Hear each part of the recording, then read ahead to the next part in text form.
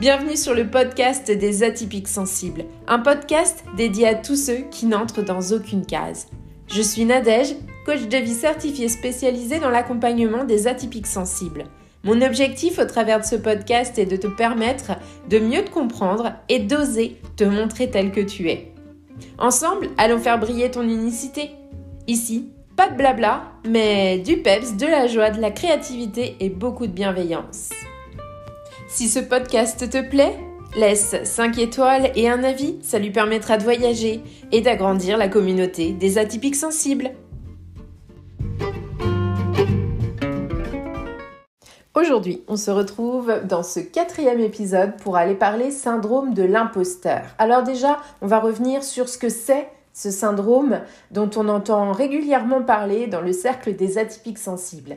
Alors, le syndrome de l'imposteur, c'est vraiment le sentiment qu'a une personne de ne pas mériter son succès, de ne pas mériter sa réussite, que sa réussite est due à des facteurs extérieurs, à la chance, à une erreur de jugement des autres.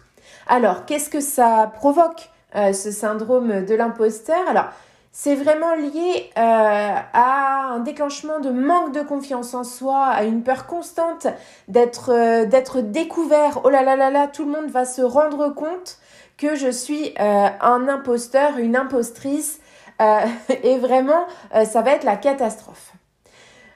Je me suis posé la question de savoir quel est le pourcentage de personnes qui souffriraient de ce syndrome.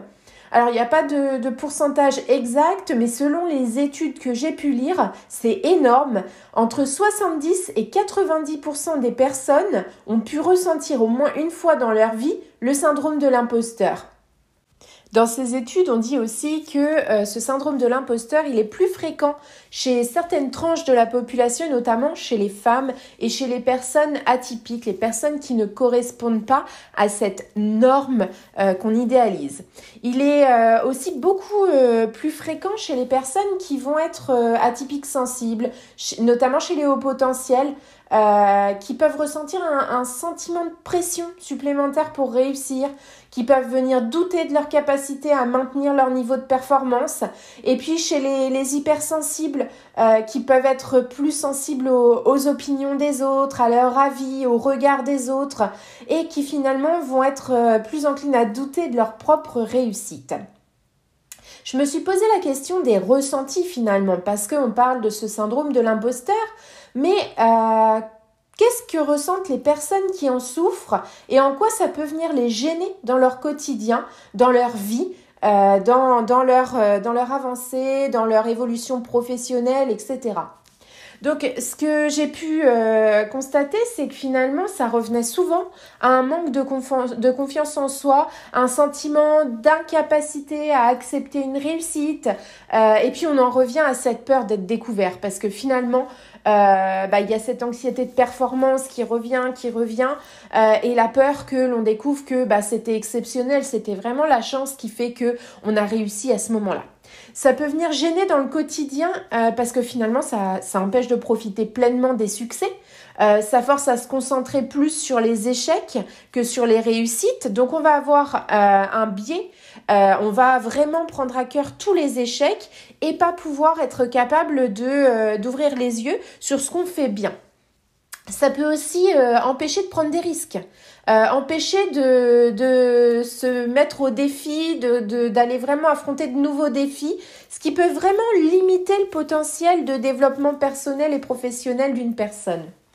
J'aimerais vous partager dans cet épisode un petit exercice qui peut permettre d'aller vraiment vaincre ce syndrome de l'imposteur. Alors bien sûr, pour combattre ce sentiment d'être un imposteur, il faut se rappeler que ça va prendre du temps, que ça nécessite de s'engager sur le long terme, de reproduire ces exercices régulièrement et de ne rien lâcher parce que finalement, il faut en créer une nouvelle habitude, une nouvelle façon de voir les choses.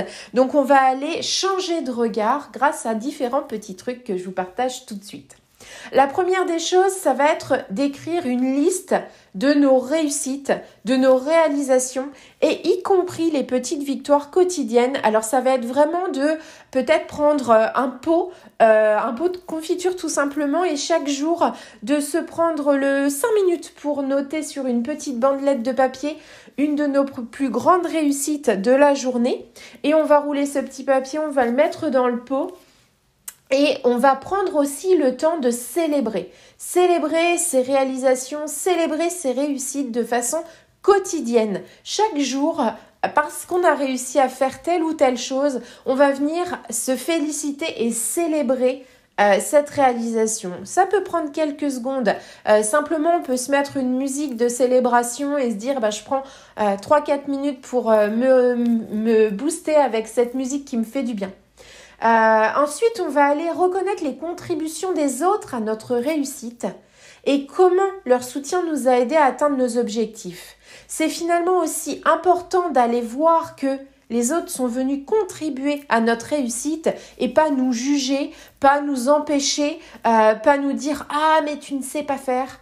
Donc, il va y avoir aussi ça, prendre ce temps. Chaque jour, on écrit la liste de nos réalisations, de nos réussites, on met dans le petit pot, on prend le temps de se féliciter, de vraiment célébrer ses réussites et puis de revenir sur ok, qu'est-ce qui a fait que j'ai réussi ? Il y avait moi, mais il y avait aussi d'autres facteurs, des facteurs extérieurs. En faisant ça, on va venir changer notre dialogue intérieur. On va venir remplacer les pensées négatives et ça, c'est un truc à faire de façon systématique. Quand on pense j'ai pas mérité tant de reconnaissance de la part de un tel ou un tel parce que finalement c'était qu'un coup de chance. Non, j'ai travaillé dur pour ça et je mérite la reconnaissance d'un tel ou un tel. À chaque fois que à l'intérieur notre cerveau va venir nous dire ah non, tu mérites pas tout ça, c'est pas grâce à toi, c'est juste la chance, c'est juste parce que c'était le bon moment. Stop. On dit stop, vraiment, on met un stop à l'intérieur de notre tête. Comment je peux reformuler ça de façon positive? Vraiment, on va travailler sur l'affirmation positive.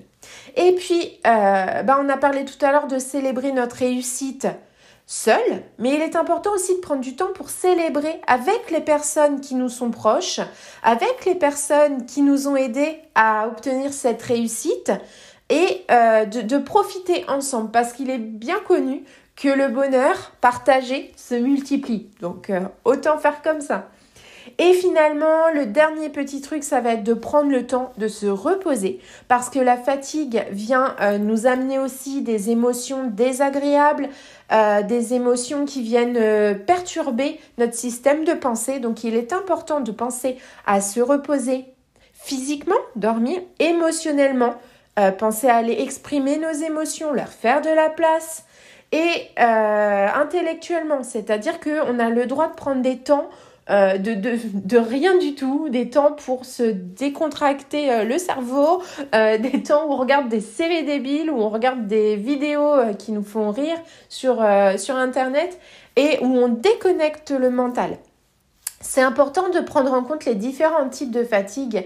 On en reparlera dans un autre épisode. Et il va y en avoir tout plein, je le sens, parce que j'ai des idées à chaque fois. Mais vraiment, prendre le temps de maintenir un mindset positif et confiant en rechargeant vos batteries et en prenant en compte les différents types de fatigue.